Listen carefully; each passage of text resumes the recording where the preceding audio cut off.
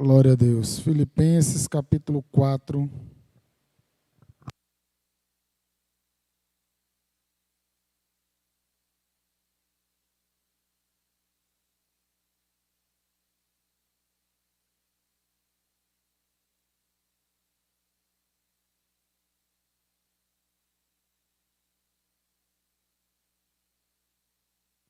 Filipenses capítulo 4.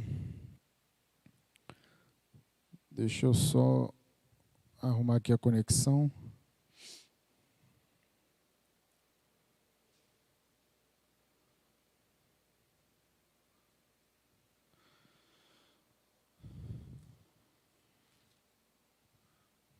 Glória a Deus.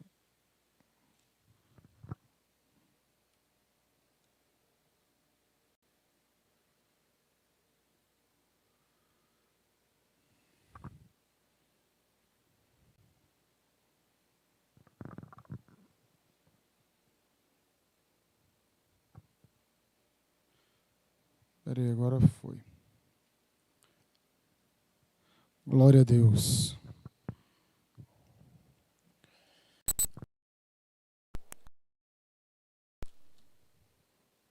Agora estabilizou aqui a conexão. Filipenses 4, do versículo 1 ao 9, diz assim: Portanto, meus irmãos amados e muito saudosos, minha alegria e coroa, sim, amados, permanecei deste modo, firmes no Senhor. 2.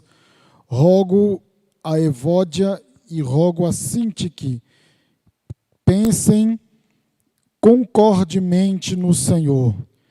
A ti, fiel companheiro de jugo, também peço que os auxilies, pois juntas se esforçaram comigo no Evangelho, também com Clemente e com os demais cooperadores meus, cujos nomes se encontram no livro da vida. Alegrai-vos sempre no Senhor. Outra vez digo, alegrai-vos. Seja a vossa moderação conhecida de todos os homens. Perto está o Senhor. Não andeis ansiosos de coisa alguma. Em tudo, porém, sejam conhecidas diante de Deus as vossas petições, pela oração e pela súplica, com ações de graças. E a paz de Deus, que excede todo entendimento, guardará o vosso coração e a vossa mente em Cristo Jesus. Versículo 8. Finalmente, irmãos, tudo que é verdadeiro, tudo que é respeitável, tudo que é justo, tudo que é puro, tudo que é amável, tudo que é de boa fama, se alguma virtude há e se algum louvor existe, seja isso que ocupe vosso pensamento. O que também aprendestes e recebestes e ouvistes e vistes em mim, isso praticai, e o Deus da paz será convosco. Amém? Glória a Deus. Aqui nós vamos estudar esse primeiro momento de Filipenses capítulo 4. Deixa eu só abrir aqui.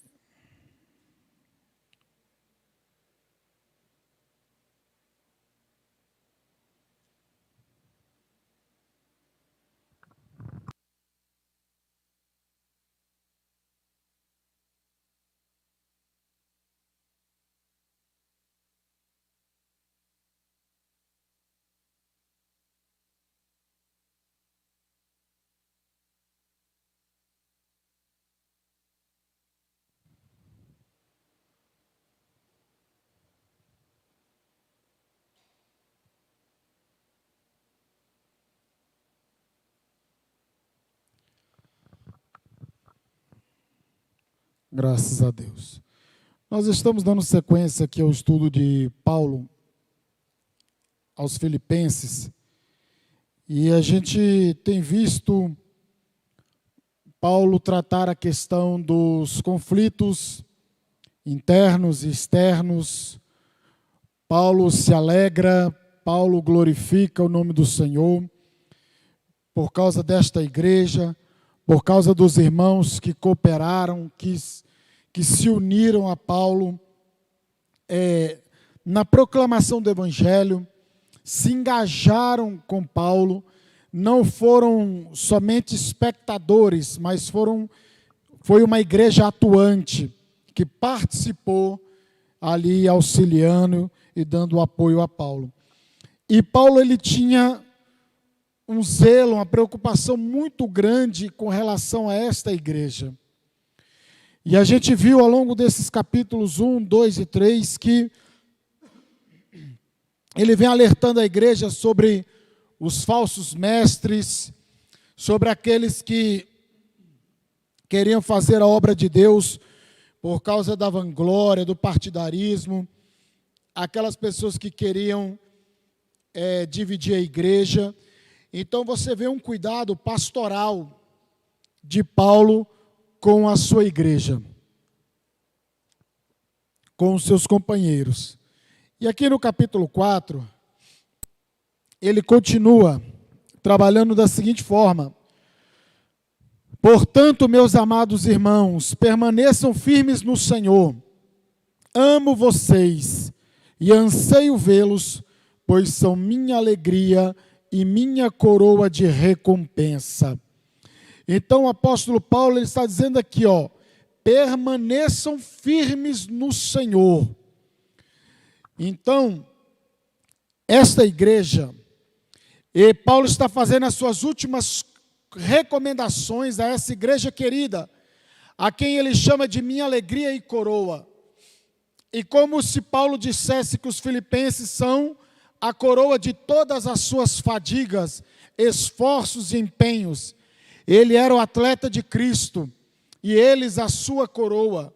É como se dissesse que no banquete final de Deus, os filipenses seriam a sua coroa festiva. Então, na igreja de Filipos havia perigos internos e externos, como eu falei. Ela estava sendo atacada por falsos mestres e por falta de comunhão. A heresia e a desarmonia atacavam a igreja. Então, os falsos mestres ensinando que a graça de Deus não era o suficiente para a pessoa ser salva, mas para a salvação ser concluída, para que ela venha alcançar a sua eficácia, precisava passar pela circuncisão, precisava passar por esse ritual da lei de Moisés. Então, esses falsos mestres, esses cães, esses maus obreiros, eles queriam colocar coisas, ou seja, obras para se alcançar a salvação. A graça, a justificação pela fé não era suficiente, mas tinha que colocar alguma coisa a mais, tinha que fazer algo a mais para a salvação ser alcançada. E Paulo, ele combate isso. Paulo, ele pede à igreja que preste atenção, que no capítulo 13 ele repete 3 vezes: acautelai-vos, acautelai-vos, acautelai-vos, ou seja, fiquem espertos, fiquem atentos. Então, tinha esses problemas de heresia, que são os falsos ensinamentos, tinha essa questão da desarmonia que atacava a igreja. Então, problemas doutrinários e problemas relacionais, problemas relacionados ao ensino e problemas relacionados à comunhão, ao relacionamento entre os irmãos. Então, Paulo estava muito preocupado. E ele, no capítulo 4, ele diz: permaneçam firmes no Senhor. Essa palavra firme que Paulo usa é aplicada a um soldado romano, a um soldado que permanecia firme na batalha ante o inimigo até superá-lo. Ou seja, é aquele soldado que ele vai até as últimas consequências para defender aquilo que ele acredita, ou o exército que ele serve. Então, Paulo, ele usa esse permanecer que Paulo está dizendo, é a figura de um soldado que permanece com ímpeto na batalha para até até destruir, até derrotar o inimigo. Então, Paulo está dizendo: vocês permaneçam deste modo, firmes no Senhor. Ele diz: meus irmãos amados e muito saudosos, vocês são minha alegria, minha coroa. Então, de toda a fadiga, de todo o trabalho, de toda a luta, de toda a batalha que eu enfrentei, vocês são a minha coroa. Vocês são o prêmio que eu recebi. De tudo que eu fiz, eu consegui alcançar o objetivo. Eu fui premiado. E o prêmio era a igreja de Filipos. Uma igreja que caminhava lado a lado com o seu pastor, lado a lado com o apóstolo. E novamente ele trata de alegria com essa igreja. Capítulo 1 ele fala de alegria, capítulo 2 ele fala de alegria, capítulo 3 ele fala de alegria, capítulo 4 ele está novamente falando de alegria. Então ele diz: permaneçam firmes deste modo, firmes no Senhor. Permanecer. E agora, no versículo 2 e 3 ele diz assim: agora suplico a Evódia e a Sintique, tendo em vista que estão no Senhor, resolvam seu desentendimento. E peço a você, meu fiel colaborador, que ajude essas duas mulheres, pois elas trabalharam arduamente comigo na propagação das boas novas, e também com Clemente e com meus outros colaboradores, cujos nomes estão escritos no livro da vida. Verso 2 e 3. Então, olha aqui, que interessante. Ele agora está pedindo ao seu fiel colaborador. Aqui o texto não diz quem é. Aqui não diz quem é. Mas possivelmente alguém com uma função pastoral, com uma função importante. E ele não adverte somente por causa de erros de doutrina, de ensinamento, mas agora ele está alertando sobre problemas de relacionamento. Ele está dizendo: olha, suplico a Evódia e Sintique, tendo em vista que estão no Senhor, resolva o seu desentendimento. Se elas estão no Senhor, então elas são da igreja, elas pertencem à igreja. Então estava havendo algum tipo de desarmonia entre essas duas irmãs. E Paulo estava pedindo que isso fosse resolvido. E ele diz assim, ele pede para seu colaborador que ajude essas duas mulheres, pois elas trabalharam arduamente comigo na propagação das boas novas. Então Paulo está exaltando que eram duas mulheres que trabalharam firmemente na obra do Senhor, duas mulheres importantes que agora tinha um entrevero. Alguma coisa estava acontecendo. Então esse algo precisava ser solucionado. Então na obra do Senhor, nós precisamos resolver todo e qualquer problema e qualquer diferença caso surja. Porque não tem como, e a gente viu nas terças passadas, que eu dizer que que tenho o Espírito de Deus, e eu propagar a desunião. Eu dizer que tenho o Espírito de Deus, e eu viver em desunião. Isso não é compatível com o Evangelho. E aí ele está pedindo, olha, essas mulheres trabalharam, essas mulheres estão no Senhor, mas agora tem um problema. E aí ele vê que a desarmonia na igreja não era um problema de pequeno, não era um problema pequeno para o apóstolo, era um problema muito grande. Porque a desarmonia, a contenda, ela serve de obstáculo para a propagação do Evangelho. Se as pessoas que nos conhecem, As pessoas que nos veem somente guerreando, brigando de conflito, como que as pessoas aí fora vão querer aceitar a Cristo? Como as pessoas aí fora vão querer entrar na igreja? Não, aqueles crentes só vivem em guerra, só vivem em luta, só vivem em contenda.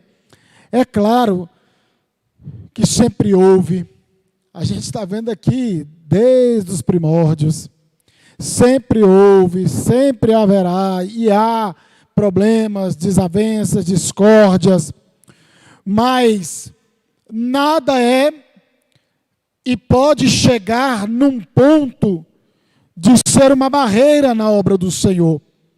E Paulo ele está dizendo, vocês permaneçam firmes. E agora resolva esse problema. Ajude essas duas mulheres. Então, quem vê as pessoas passando por uma contenda, não é para jogar lenha na fogueira, mas é para tentar apaziguar a situação. Paulo está pedindo para o seu fiel colaborador, vai lá e ajude essas mulheres, resolva o problema, ponha um ponto final para não minar a igreja, a saúde da igreja. E aí tem gente que coloca lenha na fogueira. Está vendo uma contenda, e aí a pessoa chega e chama a outra lá, e aí, ao invés de você falar assim, ô irmão, vamos orar, aí você começa, mas não é que é mesmo? Mas não é que é mesmo? Olha, e tal, e começa, né? Aí vira aquela guerra, vira aquela briga. Você fala assim, ó, como servo do Senhor, aí você fala, é mesmo, está acontecendo isso? Não, então vamos orar, vamos deixar Deus trabalhar, vocês precisam se consertar, vocês precisam se organizar. Então, tentar trazer a paz de algum modo, de alguma forma. Jesus não disse que bem-aventurados os pacificadores? Então, esse é o papel da igreja. Evódia e Sintique eram duas irmãs que ocupavam posição de liderança na igreja, que haviam se esforçado com Paulo no Evangelho, e cujos nomes estavam escritos no livro da vida, mas agora estavam em desacordo com a igreja. Elas tinham nomes bonitos. Evódia significa doce fragrância. Sintique significa boa sorte. Mas estavam vivendo de maneira repreensível. Ou seja, estavam vivendo de maneira que tinha algo contra elas. Alguma coisa pesava contra elas. Então, Paulo ele pede que se resolva isso. Em vez de buscar os interesses de Cristo e da igreja, lutavam por causas pessoais, punham o eu acima do outro. Em vez de seguir o exemplo de Cristo e de seus consagrados servos, imitavam aqueles que trabalhavam por vanglória e partidarismo. F.F. Bruce diz que o desacordo entre essas duas irmãs, não importando a sua natureza, representava uma ameaça à unidade da igreja. É contrária à natureza da igreja confessar unidade no céu e praticar desunião na terra. Então, a pessoa pega o microfone, a oportunidade, e fala que vai morar no céu, que juntos vão morar no céu, nós vamos subir com o Senhor, nós vamos morar no céu e tal. E aqui na terra e na igreja a conduta dela é totalmente contrária. Ela promove a desunião, não quer saber de estar junto das pessoas, e a sua fala uma coisa, mas a sua conduta diz outra totalmente diferente. Então isso é um grande problema. Então Paulo ele estava lidando com essa questão. Aí lá no capítulo 4, ou no versículo 4, perdão, ele diz, alegrem-se sempre no Senhor. Repito, alegrem-se. Alegrai-vos sempre no Senhor. Outra vez digo, alegrai-vos. Em primeiro lugar, a alegria é uma ordenança e não uma opção. Ser alegre é um mandamento e não uma recomendação. Deixar de ser alegre é uma desobediência a uma expressa ordem de Deus. O Evangelho trouxe alegria. O reino de Deus é alegria. O fruto do Espírito é alegria. E a ordem de Deus é: alegrai-vos. Paulo está dizendo aqui: alegrem-se. E alegrem-se no Senhor novamente. Repito, alegrem-se. Mas como isso é possível? Se no momento eu só tenho tristeza. Se o que eu estou passando me traz tristeza. A gente, por exemplo, Paulo estava preso. Paulo ele estava dentro de um cárcere. Um camarada que estava ali diante de uma situação desagradável. E era uma cadeia ruim. Vocês veem Atos 16, lá na Macedônia. Ele cantando com Paulo e Silas, cantando e orando, Paulo e Silas ali. Eles estavam presos, dentro da prisão, eles estavam presos com mãos e pés. Então, eles estavam presos 2 vezes. Então, não é como muitas cadeias de hoje em dia aí, que é tranquila. Então, a gente não pode dar desculpa. É verdade que a gente se entristece, é fato. Eu não posso negar isso aqui. Mas a alegria é uma ordenança e não uma opção. É um mandamento e não uma recomendação. Paulo não está dizendo: olha, eu estou dizendo que caso vocês quiserem se alegrar, está aí, se alegrem. Paulo está dizendo: se alegrem. Se alegrem. E muitas vezes a gente se entristece. Ao invés de se alegrar, não é fácil muitas vezes. Mas a Bíblia está dizendo que o Evangelho trouxe alegria. O reino de Deus é alegria.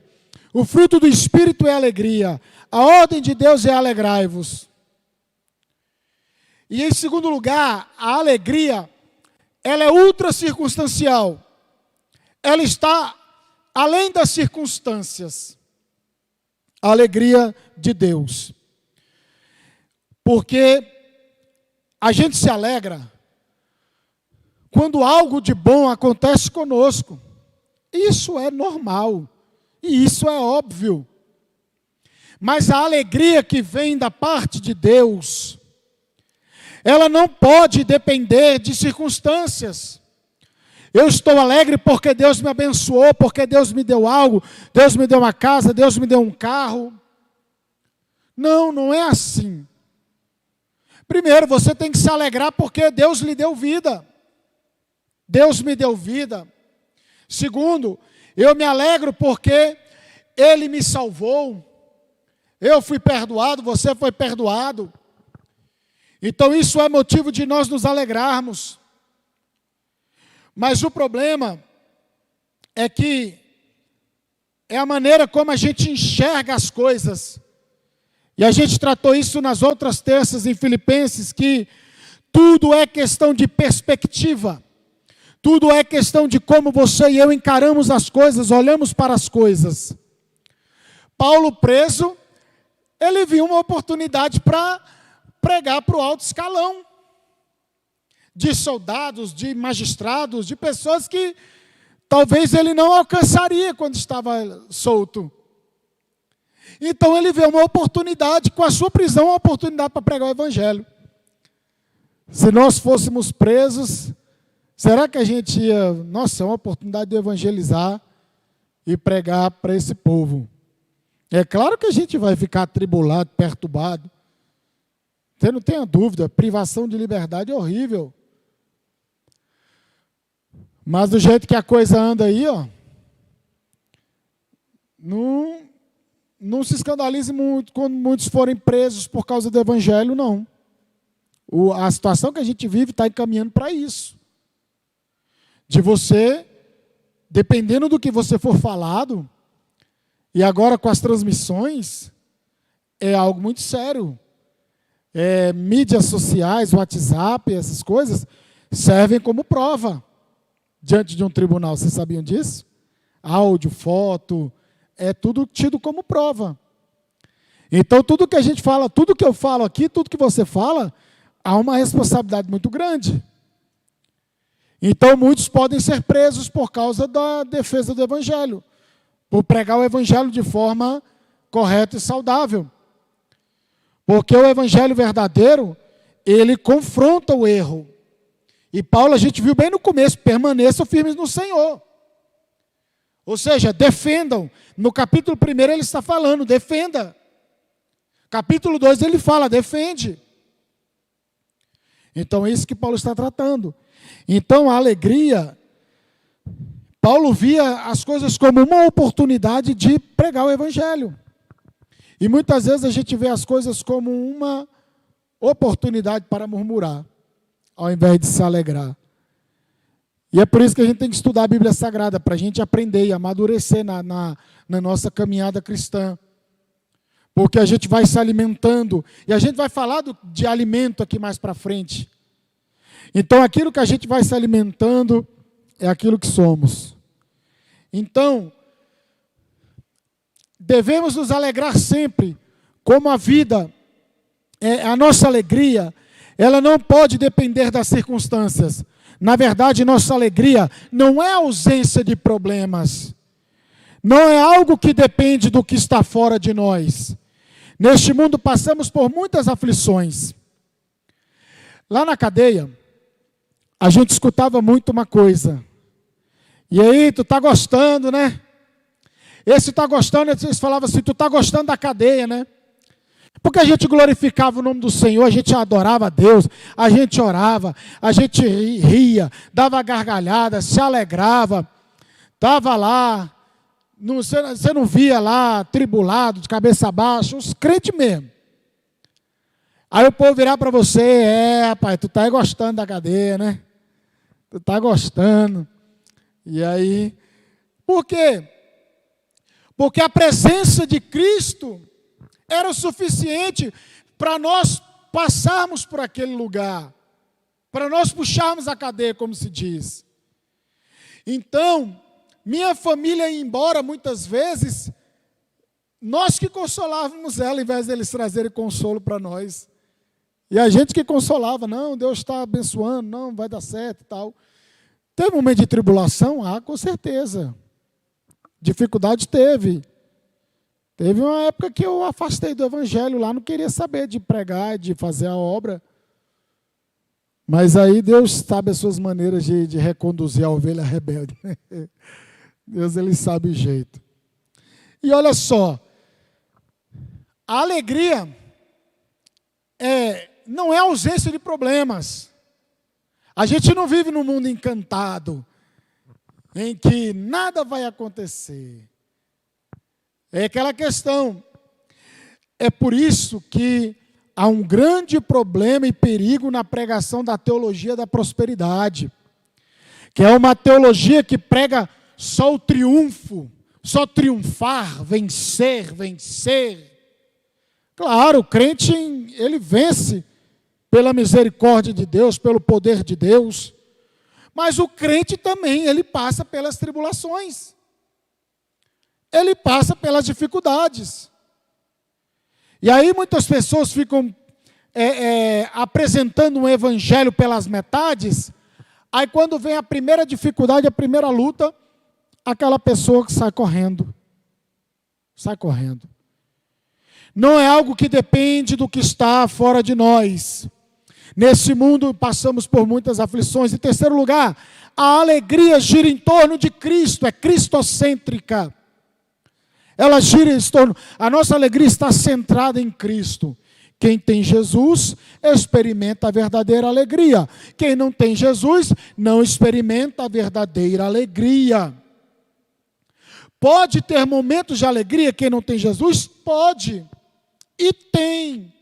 Mas não a verdadeira alegria. Porque esta verdadeira alegria, só quem tem são os salvos em Cristo Jesus. Só eles. Versículo 5 de Filipenses 4.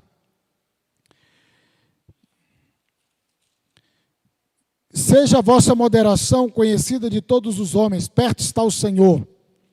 Em outra tradução, que todos vejam que vocês são amáveis em tudo o que fazem. Lembrem-se de que o Senhor virá em breve. Então ele está dizendo, seja a vossa moderação conhecida de todos os homens, perto está o Senhor. Paulo está falando à igreja sobre a necessidade de cuidarmos das nossas atitudes internas e das nossas reações externas. A moderação tem que ver com o controle do temperamento.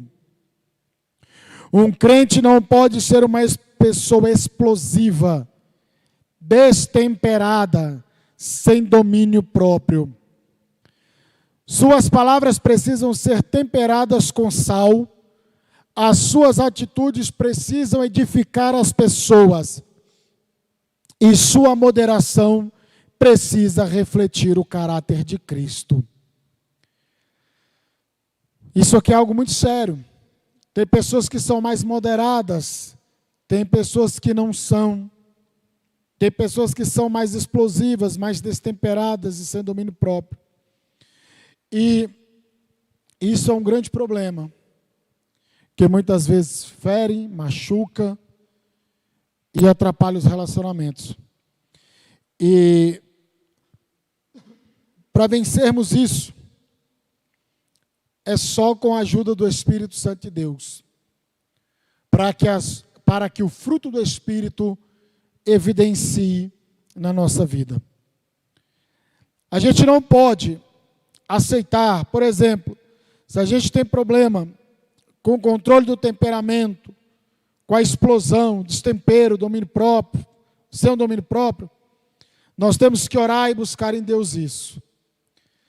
Mas quando nós orarmos e buscarmos isso, nós não podemos aceitar ser assim, porque Cristo transforma. E quando nós orarmos, você já viu aquele ditado? Quanto mais eu rezo, mais minha assombração me aparece. No teu povo não fala assim? Quanto mais eu rezo, mais a assombração aparece. Misericórdia. É mais ou menos nesse sentido. O raciocínio está certo, a expressão não está errada. Mas o raciocínio tem lógica. Então, quando você orar, para Deus trabalhar no seu temperamento, no seu destempero, na sua explosividade, nessas coisas, aí Deus vai permitir situações para você aprender a lidar com elas. Quantas e quantas pessoas testemunham que era assim, assado e tal, e hoje diz, pai, mas Jesus me amassou, hoje eu sou manso e tudo. Não significa que ser manso vai ser lerdo, vai ser besta, não, irmãos. Mas é ter o controle da parte de Deus. E eu confesso que nessa questão dos rompantes, assim, eu oro a Deus para Deus dar graça nesse sentido ao meu respeito. Louvado seja o nome do Senhor. Principalmente quando eu vou ensinar tarefa para minha filha. Oh, Jesus, tem misericórdia. Vamos lá. Irmão, você está pensando que eu estou aqui ministrando e está assim, o pastor está lapiando a igreja, o pastor está sendo lapiado também, moço. O pastor está tomando peia também. Essa é a beleza do evangelho. Ela bate para todo lado. Mas a correção é para o nosso progresso, é para nós chegarmos mais próximo do que Cristo quer que a gente seja. Agora a gente entra no versículo 6 ao 9, que é de extrema importância aqui nesse capítulo. Vocês viram que ele fala para permanecer firme, pede para ajudar na questão da desunião, ele pede e ordena que se alegrem, que sejam moderados, que sejam amáveis, moderados e tudo que fazem. Aí agora ele diz assim, não andeis ansiosos de coisa alguma, em tudo, porém, sejam conhecidas diante de Deus as vossas petições, pela oração e pela súplica, com ações de graças. E a paz de Deus, que excede todo entendimento, guardará o vosso coração e a vossa mente em Cristo Jesus.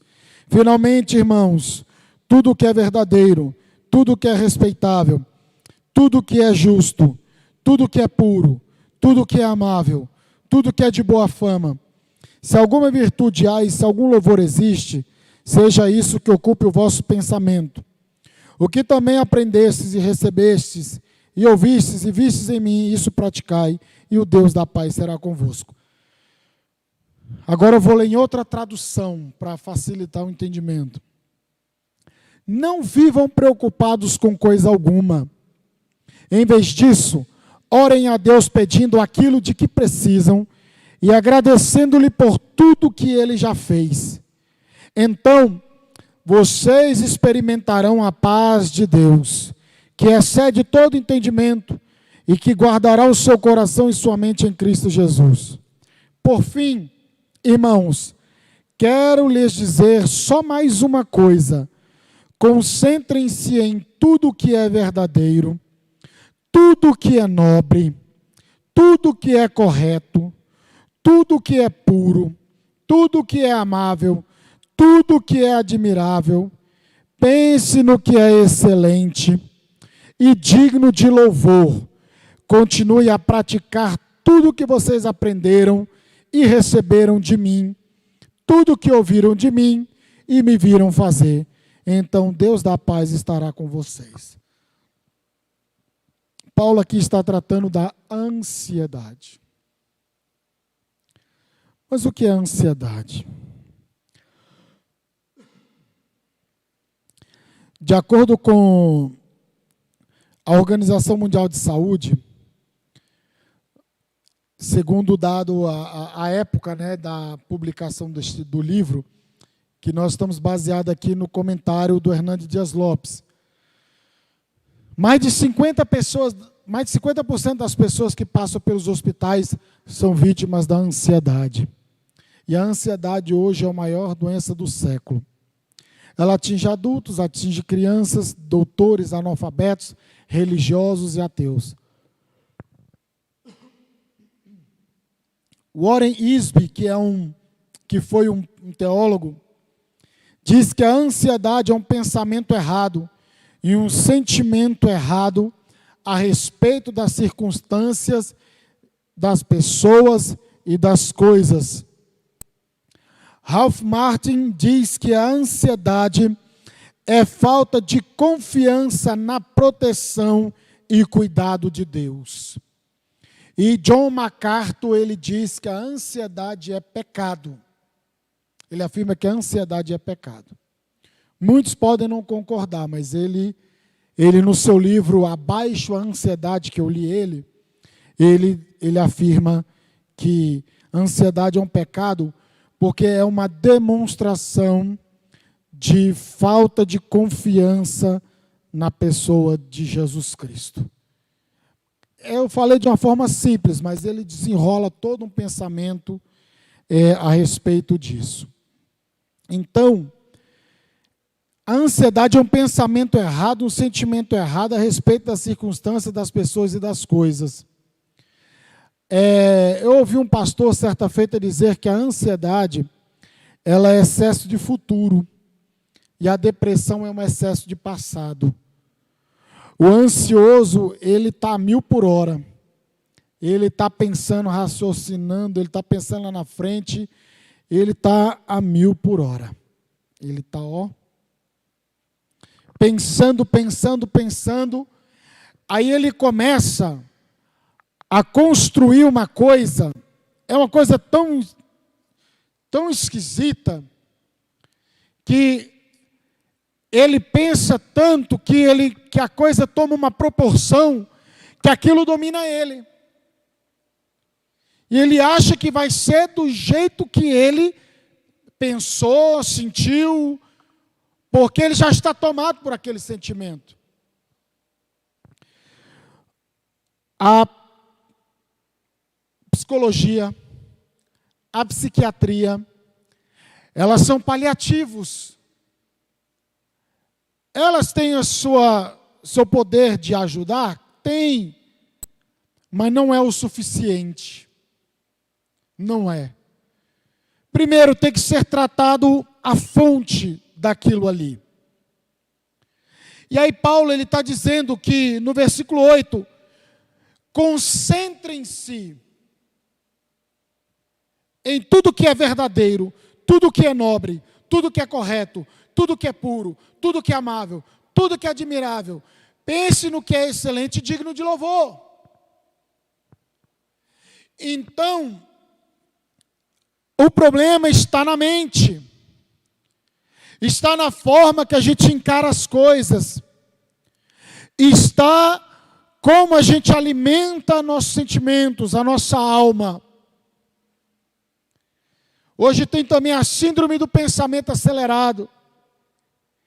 Desenvolvemos a síndrome do pensamento acelerado principalmente por causa de aparelho celular. E feliz é aquele que usa pouco. Eu uso muito. Eu uso muito celular. E feliz é aquele que usa pouco. A gente muitas vezes fala assim, a gente manda mensagem, o cara não responde, a pessoa não responde, mas que obra é essa? Rapaz, feliz é ela, e atribulado é você.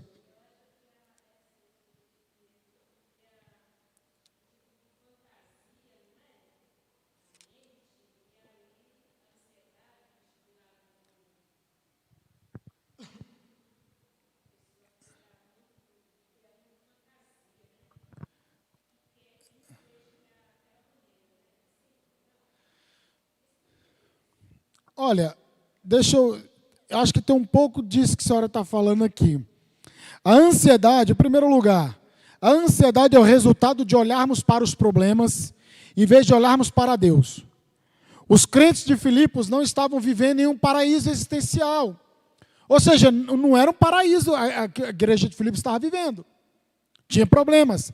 No mundo cercado de perseguições. Capítulo 1, verso 28. O próprio Paulo estava preso na antessala do martírio. Ou seja, a qualquer hora ele podia ser morto. Com os pés na sepultura. Nuvens formavam sobre a sua cabeça. E aí quando olhamos as circunstâncias e os perigos à nossa volta, em vez de olharmos para o que Deus governa, para o Deus que governa as circunstâncias, ficamos ansiosos. Então, o que acontece? Essa é uma das causas. O problema é o resultado de olharmos só para o problema. Focarmos no problema. Não tem aquela frase que a gente diz, diga para o seu problema o tamanho do seu Deus. Então, a gente não fala muito isso. Então, Paulo estava preso. Mas eu disse aqui que a prisão dele ele via como uma oportunidade de evangelizar pessoas que ele não evangelizaria fora da prisão. É uma forma de encararmos as coisas. Eu tive um momento da minha vida que eu passei uma dificuldade muito grande com crises de ansiedade. Com crises de ansiedade terríveis. Muita cobrança. Eu me cobrava demais de mim mesmo. Eu me cobrava demais, aí minha mente ficava 1000 por hora.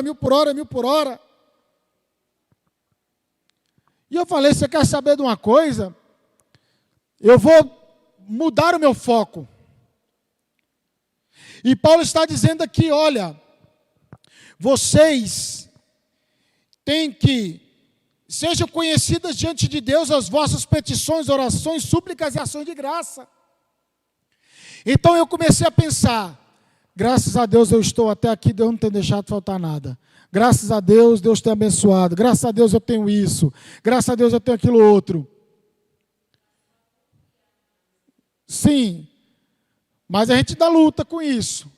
Porque de ontem para hoje eu comecei a distribuir uns currículos, né? Porque só a renda da igreja não dá, sabe? Então, aí a gente às vezes fica meio... Porque a gente é o homem da casa, é o provedor, e às vezes a gente fica assim preocupado com a situação. Mas muitas vezes eu estou lá em casa, também não é só à toa. estudando, lendo, pesquisando, orando, para poder ministrar à igreja. Mas, aí quando você pede para um vaso orar, a primeira coisa que Deus toma, a pessoa fala, por que tu está ansioso? Misericórdia, que obra é essa, velho? E a pessoa não sabe de nada. Porque eu não falo. Eu não gosto de falar. Porque eu gosto de ter a certeza de que Deus vai usar aquela pessoa. Que ela vai, se ela falar aquilo que eu estou passando, que eu estou vivenciando, então eu não tenho dúvida nenhuma de que é Deus. Mas também não significa que você vai orar com uma pessoa que Deus use em dons, você vai, não vai ficar calado. Não, às vezes você vai, não, meu problema é esse, vamos orar, me ajuda a orar nesse sentido. E tal, mas eu faço isso principalmente com pessoas que eu não conheço. Então, irmãos, a forma de como você olha as coisas, você encara as coisas, é um fator determinante. Outra coisa, a ansiedade é o resultado de relacionamentos quebrados. As pessoas nos fazem sofrer mais do que as circunstâncias. Nós desapontamos as pessoas e elas nos desapontam. As pessoas têm a capacidade de roubar a nossa alegria. Há pessoas que carregam uma alma ferida e são prisioneiras da amargura, pois os relacionamentos estão estremecidos. Isso causa, relacionamentos quebrados causam ansiedade. Porque a pessoa fica tipo assim, por que não foi desse jeito? Por que foi assim? Por que aconteceu isso? Por que não podia ser assim? Meu Deus, eu tenho que reconciliar, tenho que não tenho. Ela vai e não vai. Vai reatar, não vai. Aí a pessoa fica naquela. Terceiro lugar, a ansiedade é o resultado de uma exagerada preocupação com as coisas materiais. Aqueles que só se preocupam com as coisas materiais vivem inquietos e desassossegados. Aqueles que põem sua confiança no dinheiro, em vez de pô-la em Deus, descobrem que a ansiedade e não a segurança é sua parceira. Uma coisa é você trabalhar, se preocupar em ser o provedor, em trazer e tudo. O problema é quando sai do controle. E aí sua confiança estava no dinheiro, em vez de estar em Deus. Eu conheci um pastor que eu sempre falava com ele. A sua confiança estava no seu emprego. E aí ele foi demitido, e hoje ele praticamente vive pela fé. Mas ele ainda tem um salário. Mas eu falei, agora tu vai aprender a viver de verdade, o que é viver da dependência de Deus. Porque até então o seu salário te sustentava, te dava uma firmeza ali. E falando aqui que Jesus ele trata sobre a questão da ansiedade, Mateus capítulo 6. Mas a gente só pega lá do versículo 25 e vai até o 34. Mas Jesus ele está tratando bem antes esse problema da ansiedade. E a gente tratou isso aqui no Mateus capítulo 5, no sermão da bem-aventurança. Que as pessoas querem enriquecer de tal ponto, de tal forma, que acabam fazendo tudo pelo dinheiro, loucuras pelo dinheiro. E aí Jesus fala que você não pode servir a dois senhores, porque você não pode servir a Deus e a riquezas.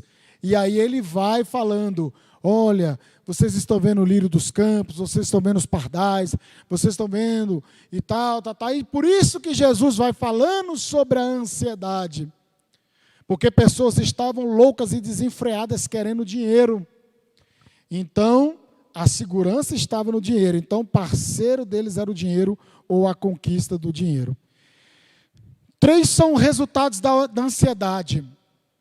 A outra causa que não lista aqui, mas o uso exagerado de redes sociais causa uma ansiedade, uma dependência. Porque a pessoa fica assim: caramba, será que vão dar like? Será que vão responder? Será que não sei o quê? E tal. E a gente fica ouvindo. A gente até ouve o toque do celular e você nem tocou. Aí a gente fica naquele negócio. E vocês sabiam por que as redes sociais têm vídeos curtinhos? Vocês já repararam que os vídeos são curtinhos? A maioria dos vídeos são curtos. Porque hoje ninguém tem paciência mais de sentar e ouvir algo longo e extenso. Eles sabem disso. E aí eles fazem os cortes. Já viram na internet? Cortes do canal fulano de tal, cortes do podcast, cortes do não sei o quê. Ele pega os cortes e joga ali. Porque muitas vezes o povo não tem paciência de ouvir uma mensagem completa, ouvir um jornal, uma notícia completa. Vai só nas metades. Isso por causa da ansiedade. Você acha que esse povo é bobo? Não. O algoritmo, ele sabe mais sobre você do que você sobre si mesmo. Porque você começa a pesquisar uma coisa na internet. Daqui a pouco aparecem sugestões para você sobre aquilo que você pesquisou, sobre aquilo que você ouve. Então, baseado nos louvores que você ouve, o algoritmo, a inteligência artificial que trabalha ali, ela fica coletando os seus dados. E aí você talvez tenha entrado na internet, aparece assim, aceitar todos os cookies. Você talvez não saiba nem o que é isso. Mas os cookies são o seu rastro que você deixa. E a inteligência artificial, o algoritmo, ele trabalha em cima de tudo aquilo ali que você forneceu para eles. E aí ele começa a te bombardear. Pá, opa, ele gosta disso, então toma. Pá, pá, pá. É assim que ele está vivendo. E a tendência é piorar, viu? Com o 5G. Por que você acha que tem essa guerra de 5G aí? Porque o 5G, quem dominar o 5G, vai dominar a internet das coisas. IoT em inglês. Internet das coisas. É o quê? Tu chega em casa, Alexa, liga a lâmpada. Ô Google, eu tenho lá em casa um aparelhinho que transforma minha TV em smart. Eu aperto o botãozinho e falo, pregação do fulano de tal. Aí ele vai lá e digita para mim, pregação fulano de tal. Então a gente está conversando com o robô, com a inteligência artificial, irmãos. E as redes sociais, essas coisas, aí só vai gerando a ansiedade. Será que vão me responder? Será que eu vou ter seguidor? Será que meu canal vai crescer? Será que meu isso, meu aquilo, outro e tal? É um outro fator que cria ansiedade nas pessoas. Eu vi uma vez que um país da Europa ia colocar o sinal de trânsito no chão. Sabia? Porque as pessoas andam tanto que ia botar o sinal de trânsito ali, para a pessoa não passar direto. O sinal está vermelho, ela passa direto. É complicado. 3 são os resultados da ansiedade. A ansiedade, ela produz uma estrangulação íntima. Isso é muito sério, irmãos. A palavra ansiedade traz a ideia de estrangulamento. Ficar ansioso é como ser sufocado. É como cortar o oxigênio de uma pessoa e tirar dela a possibilidade de respirar. A ansiedade produz uma fragmentação existencial. A pessoa é rasgada ao meio. Ela produz uma esquizofrenia emocional. A pessoa ansiosa, ela perde o equilíbrio. Warren Isby diz que a palavra ansiedade significa ser puxado em diferentes direções. As nossas esperanças nos puxam em uma direção, os nossos temores nos puxam em direção oposta, assim ficamos rasgados. Vocês se lembram das execuções dos exércitos da antiguidade, em que amarrava os braços e as pernas em cavalos, um cavalo para cá, outro para lá? Vocês já viram isso? E aí tocava o cavalo e o cavalo ia para um lado e para o outro, a pessoa era estrangulada na hora, decepada. A ansiedade é isso. Deus, Ele quer nos conduzir numa direção de tranquilidade, de paz, de sossego. Aí vem a ansiedade, a tribulação, as lutas, os temores, querem nos puxar para o outro. E vocês já viram que o ansioso, ele... Estou com falta de ar, estou com pontada no coração, e estou com não sei o quê, e papapá, e pipipi. Eu fiz uma pancada de exames. Não dava nada, não deu nada. Não deu nada. E um dia desse eu estava conversando com uma pessoa ansiosa.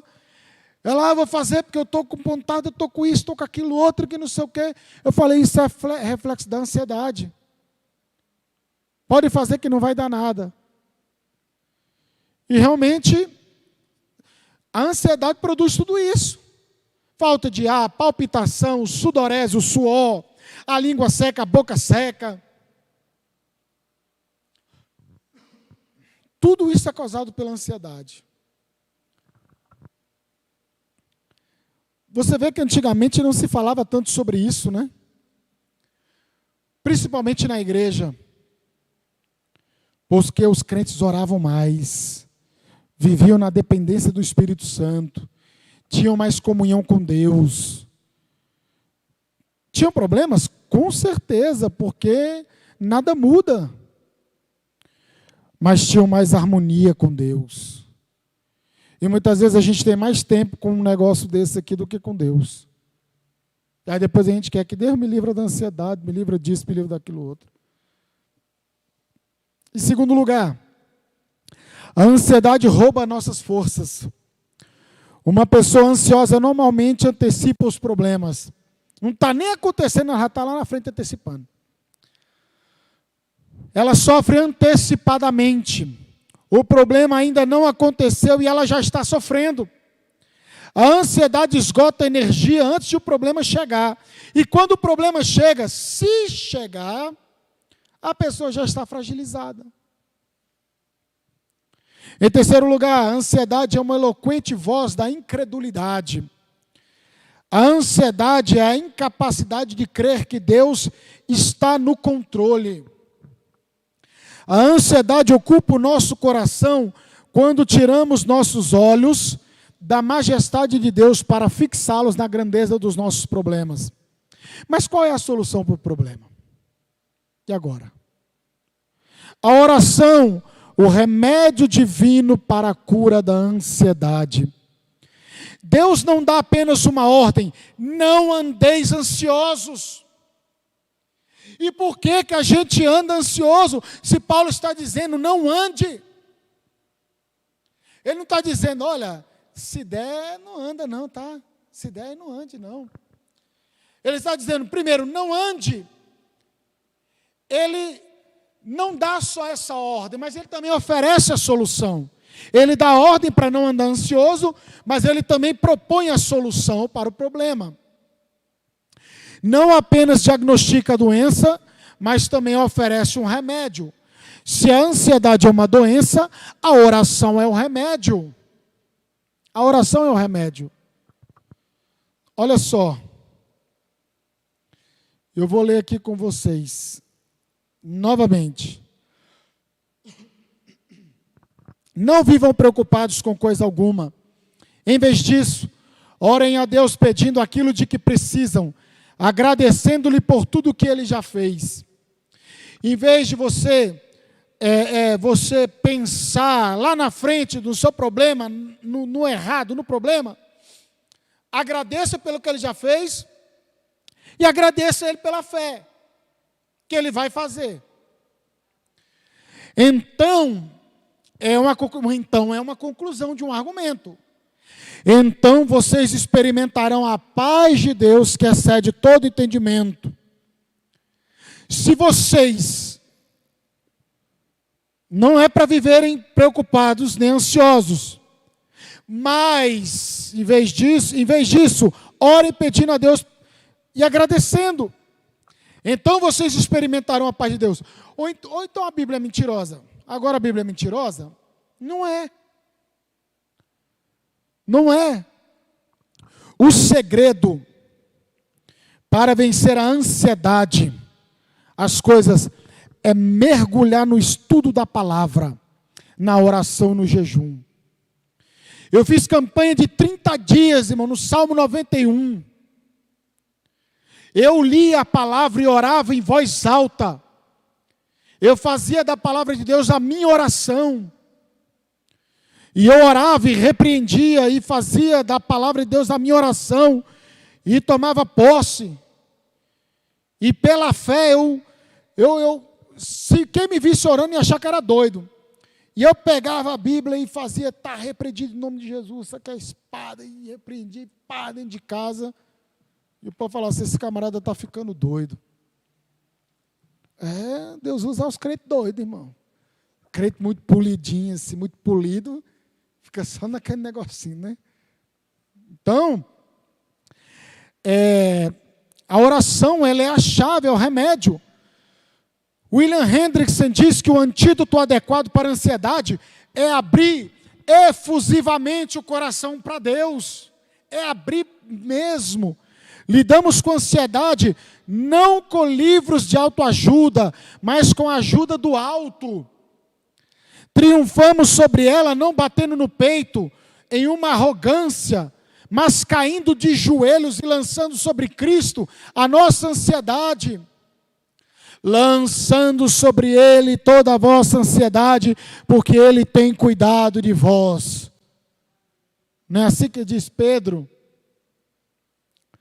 Então, onde a oração prevalece, a ansiedade desaparece. William Barclay corretamente afirma, não existe nada demasiadamente grande para o poder de Deus, nem demasiadamente pequeno para o seu cuidado paternal. Então Deus, Ele cuida como um pai. Mas o problema é que muitas vezes a gente deixa de crer, de confiar, a gente deixa de orar, deixa de praticar as nossas disciplinas espirituais. Aí aquilo vai tomando de conta, vai tomando de conta, vai tomando de conta. Em primeiro lugar, olha só, o remédio deve ser usado de acordo com a prescrição divina. Porque uma vez eu vi uma postagem no Facebook e eu achei muito certo. O médico, ele receita, a pessoa vai no médico, isso, aquilo, outro, receita fluoxetina. Aí a fluoxetina vai alterando isso, altera aquilo outro, aí já não faz mais efeito. Aí ele passa não sei o que lá, xetina, é outro remédio parecido com a fluoxetina. Aí você vai tomando, cria dependência e já não resolve. Aí ele vai e começa a te passar os clonazepam, o não sei o que pan, e daqui a pouco você está tomando. Aí daqui a pouco esses remédios começam a mexer com a sua glicemia, com o seu isso, com aquilo outro. Aí agora você começa a tomar remédio para diabetes, porque desconcertou isso, aquilo outro. Aí você toma remédio para isso. Aí se é homem, não tem mais potência sexual. Aí agora você toma Sildenafil, está lá de fila, tudo com fila. Aí daqui a pouco você toma isso, aquilo outro. Daqui a pouco tem uma farmácia dentro da sua casa. E não resolveu nada. O remédio é um paliativo. Não estou pregando contra a psicologia e a psiquiatria, nada disso. Ele é negacionista. Está na moda agora, né? É negacionista. Mas o povo não se volta para Deus. Principalmente essa sociedade sem Deus não se volta para o Criador. E aí fica tentando achar a solução daqui e dacolá e não resolve. Paulo diz, em primeiro lugar, que precisamos adorar a Deus quando oramos. A gente chega na oração e me dá, faz, quero. Ao invés da gente se prostrar e adorar. glorificar, exaltar. Aí você vai para a parte das petições. Jesus ele ensinou a pedir. É fato.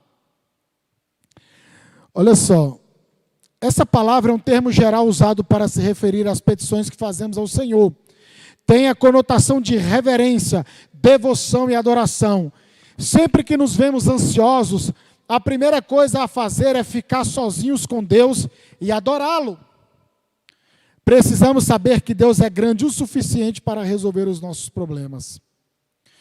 Outra coisa, a oração começa quando focamos a nossa atenção a Deus, em Deus, e não em nós mesmos. O ponto culminante, o ponto principal da oração é o relacionamento com Deus, mais do que pedir as coisas. Orar é estar em comunhão com o Rei do Universo. Adoramos a Deus por quem Ele é. Em vez de ficarmos ansiosos, devemos meditar na majestade de Deus e descansar nos seus braços. Se Deus é quem Ele é, e se Ele é o nosso Pai, não precisamos ficar ansiosos.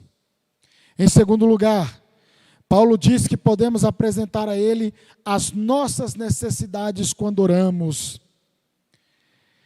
A palavra que Paulo traz enfatiza o elemento de petição, a súplica em oração. Você vai suplicar a Deus. Devemos apresentar todas as nossas ansiedades a Deus em oração, em vez de acumularmos o peso da ansiedade em nosso coração. O próprio Senhor Jesus nos ensinou: pedi, pedi, dar-se-vos-á. Tudo quanto pedis em meu nome, eu o farei. Tiago diz também: nada tendes porque pedis, porque não pedis. Então a Bíblia ensina a pedir.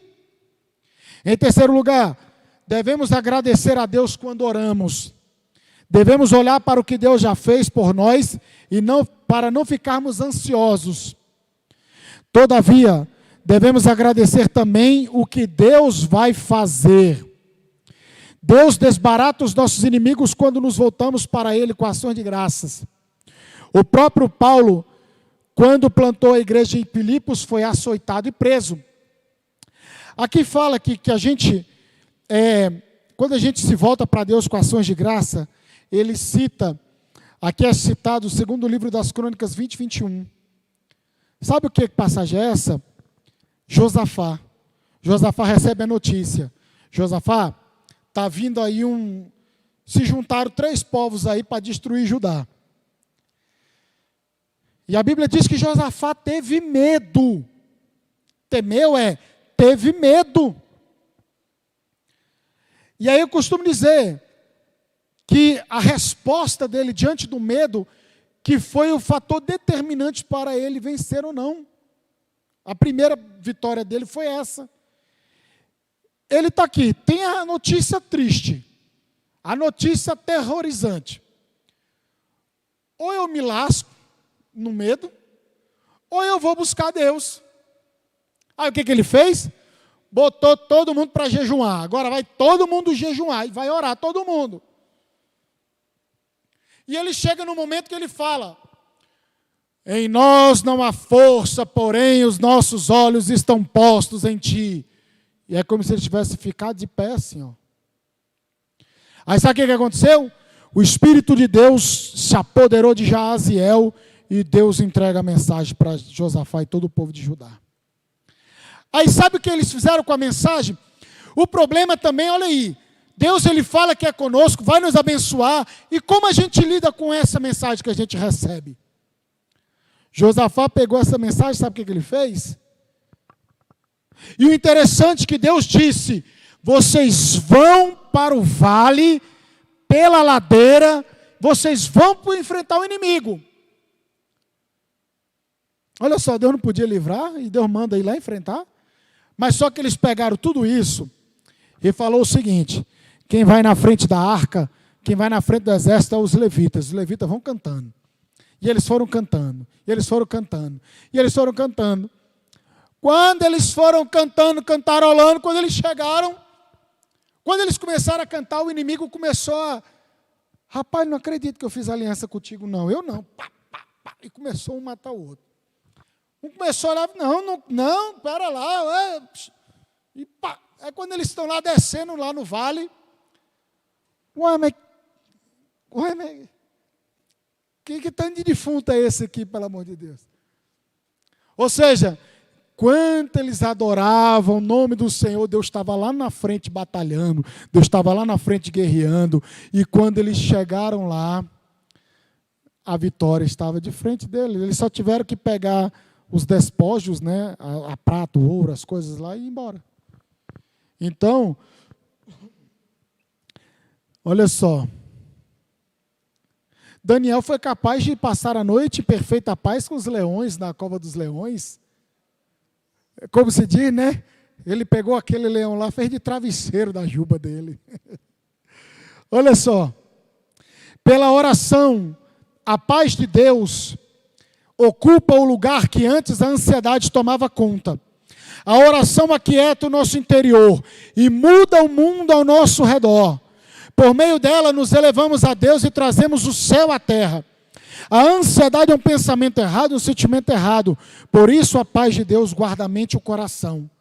Primeiro, guarda a mente de pensarmos coisas ruins e o coração de sentirmos coisas ruins. Por isso que Paulo está tratando sobre isso. E Paulo destaca coisas importantes sobre a paz. Nós recebemos uma paz divina e não humana.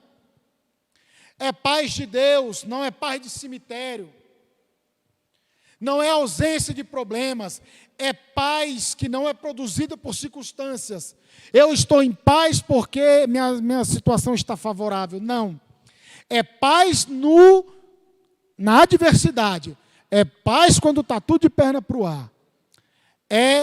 O circo está pegando fogo e você dentro da sua alma está aquela tranquilidade, aquela certeza de que Deus vai te dar vitória. Não é ausência de conflitos. E a paz de Deus, ela excede a compreensão humana. Que negócio é esse, como eu te falei no começo, né? Rapaz, vocês estão gostando, vocês estão presos e vocês estão adorando, glorificando e rindo. Ou seja, a verdadeira paz de Deus confunde os que não têm a Cristo como Senhor e Salvador. Ficam perturbados. Como que é isso? Como que é isso possível? Paulo, ele estava caminhando para a guilhotina, para ser decepado, e ele está dizendo: combati o bom combate, acabei a carreira, guardei a fé, desde agora a coroa da justiça me é reservada, não somente a mim, mas todos quanto amarem a sua vinda. Eis que meu corpo está sendo oferecido como uma libação. Ou seja, Paulo está dizendo: olha, as cortinas estão fechando, o meu sangue vai ser derramado, o último ato do sacrifício já está acontecendo. É isso que Paulo está dizendo. O camarada está lá, indo para a guilhotina e dando instruções para o seu filho Timóteo. Olha só, você sabia que a palavra que Paulo usa sobre guardar é a figura de uma sentinela, de um soldado na torre de vigia protegendo a cidade? É como se ele estivesse falando: Deus vai colocar um soldado, uma torre de vigia, um soldado, uma sentinela no seu coração e na sua mente. Isso é, para o grego que está lendo, ele está tendo esse entendimento, porque está na palavra dele. Para nós está dizendo, ele vai guardar, beleza, guardar, proteger. Mas quando você vai para o grego, para o original, é a figura de um soldado, é como Deus designando um soldado, uma guarda no seu coração e na sua mente. Por isso que a gente tem que mergulhar nisso aqui para combater a ansiedade. Para que Deus esvazie os porões da nossa mente de tudo aquilo que é impróprio. Os pensamentos errados levam a comportamentos errados. E comportamento errado leva a sentimento errado. Por isso devemos levar todo o pensamento cativo à obediência de Cristo, como está em 2 Coríntios 10:5. As nossas maiores batalhas são travadas no campo da mente. Nessa trincheira a guerra é ganha ou é perdida. O homem é aquilo que ele pensa. E aí é onde muitas vezes a gente é sabotado. A gente sabota nós mesmos. Deus deu graça e capacidade e muitas vezes a gente se sabota dizendo: eu não consigo, eu não sou capaz, para mim não dá mais, eu não consigo. E aí, Paulo está dizendo para nós pensarmos em tudo que é verdadeiro. A verdade é imposição àquilo que é irreal, fantasioso. Te respondo um pouco agora. Insubstancial, ou seja, verdade em oposição à falsidade. A pessoa mergulha no mundo desse aqui achando que tudo aquilo ali é verdade. Mas na verdade muitas coisas são falsas, falsidade. E aí Paulo está dizendo: pense naquilo que é verdadeiro. Levando a ansiedade, 92% de tudo aquilo que ocupa a mente das pessoas, levando-as à ansiedade, são coisas imaginárias que nunca aconteceram ou envolvem questões fora do controle das pessoas. Segundo lugar, tudo que é respeitável. A mente ela tem que se concentrar a mente que se concentra em assuntos desonestos corre perigo de tornar-se desonesta. Honestidade é o contrário da duplicidade de caráter. Os crentes devem ser dignos e sinceros, tanto em suas palavras quanto em seu comportamento. Terceiro lugar, pensar em tudo que é justo. É uma correta relação com Deus e com os homens. Quarto lugar, pensar em tudo que é puro. Essa palavra descreve o que é moralmente puro e livre de manchas. Descreve algo purificado de tal maneira que se faz apto para ser oferecido a Deus e usado em seu serviço. Em quinto lugar, nós devemos pensar em tudo que é amável. É o sentido de agradável, aquilo que suscita amor, que traz amor. Trata-se de algo que se auto-recomenda pela atração e encantos. São aquelas coisas que proporcionam prazer a todos, não causando dissabor a ninguém. Sexto lugar, devemos pensar em tudo que é de boa fama. Ou seja, falar favoravelmente. Nos lábios do cristão e em sua mente, devem existir somente palavras que são adequadas para ser ouvidas por Deus.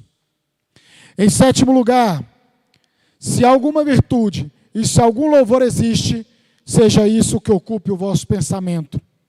Aquilo que merece louvor, ou que inspira a aprovação divina, ambos os termos descrevem as qualidades que devem marcar as atitudes e as ações dos crentes.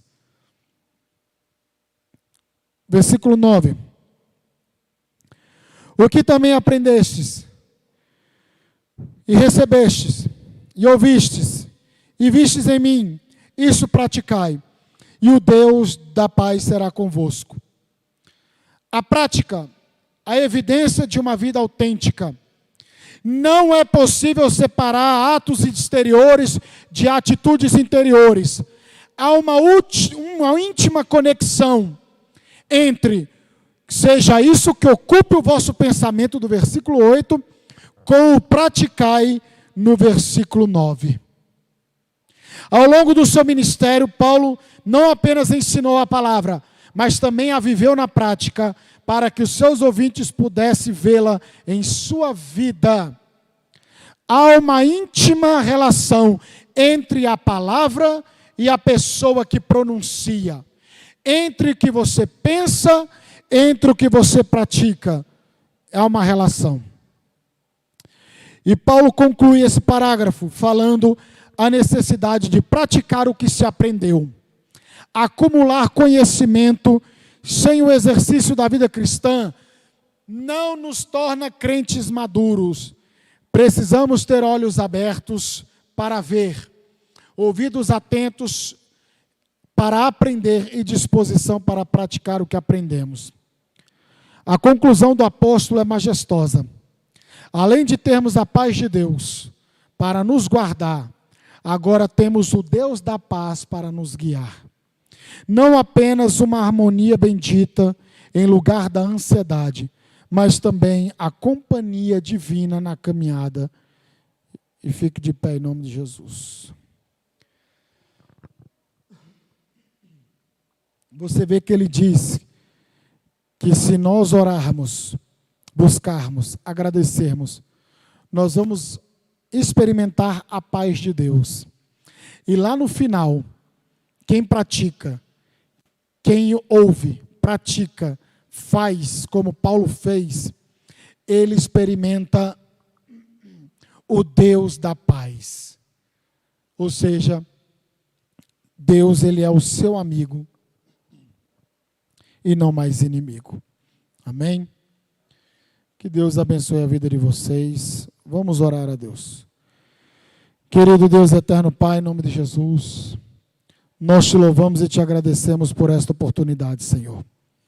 Meu Deus, graças te damos, ó Deus, pela tua fidelidade e misericórdia. Ajuda-nos, ó Deus, a buscarmos a tua presença, Senhor. A meditarmos na tua palavra, Senhor. Ó Deus amado, mergulharmos nas coisas do céu, Senhor. Para termos mais confiança em ti, para crermos mais no Senhor.